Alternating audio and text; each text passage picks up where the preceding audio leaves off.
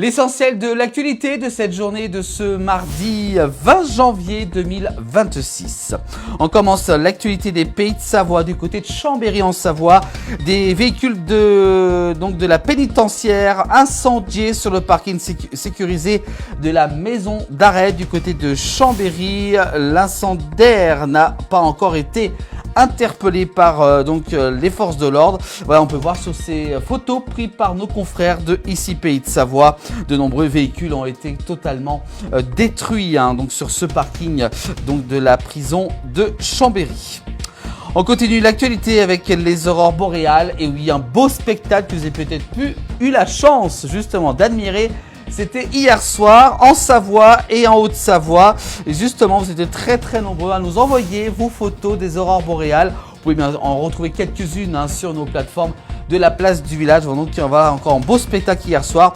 La couleur était très rouge. On peut voir également sur cette photo qui a été prise du côté de Thônes dans les Aravis.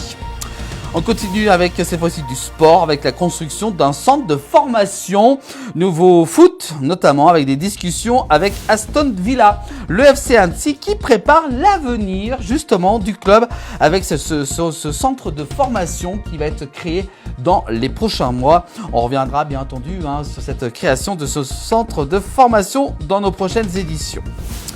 On continue l'actualité avec ces avalanches toujours meurtrières, notamment en Savoie. Un skieur hors piste meurt dans une coulée du côté de Val d'Isère. Ça s'est produit durant ce week-end. Le skieur hors piste a été enseveli sous 50 cm de neige pendant 15 minutes. Les secours n'ont pas réussi à le réanimer. Donc soyez très prudents si vous pratiquez du hors-piste sur les massifs alpins. L'actualité avec la politique, notamment avec les municipales qui approchent, notamment du côté d'Annecy en Haute-Savoie. Lâché par plusieurs fidèles, Jean-Luc Rigaud s'accroche à sa candidature. Il se présentera bien aux élections de la mairie d'Annecy, ancien maire d'Annecy. C'était une figure justement de la mairie. Après l'échec des discussions avec Antoine Armand et alors que plusieurs de ses proches ont rejoint son rival, Jean-Luc Rigaud maintient sa candidature aux élections municipales en mars prochain. À Annecy, il se confie justement sur ses rebondissements et sa stratégie pour ces élections du mois de mars.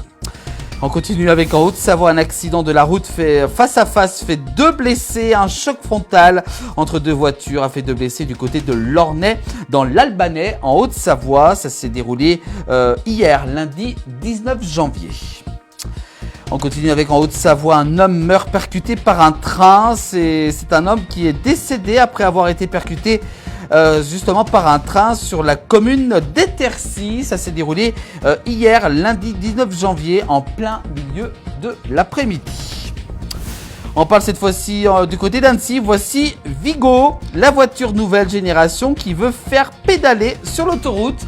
Oui, c'est une bonne idée et depuis 10 ans justement l'entreprise Sixi basée du côté d'Annecy crée des véhicules actifs comme son Vigo. Voilà donc ce véhicule futuriste qu'on pourra peut-être voir du côté des autoroutes en pédalant. Et oui, ça sera possible. Un bel avenir pour cette entreprise qui va donc développer ce genre de véhicule pour le futur. Un accident cette fois-ci tragique du côté de Cransal en Haute-Savoie sur la 2x2 voies à hauteur de Lossy. Une déviation a été mise en place hier soir. Cet accident qui s'est produit hier soir aux alentours de 19h45. Un grave accident sur la route départementale 903 sur la commune de Cransal à hauteur de Lessy. Il y a au moins 2 morts selon les dernières nouvelles du Dauphiné libéré. On continue avec la Plagne. Un important volume de rochers s'est écroulé à flanc de montagne justement.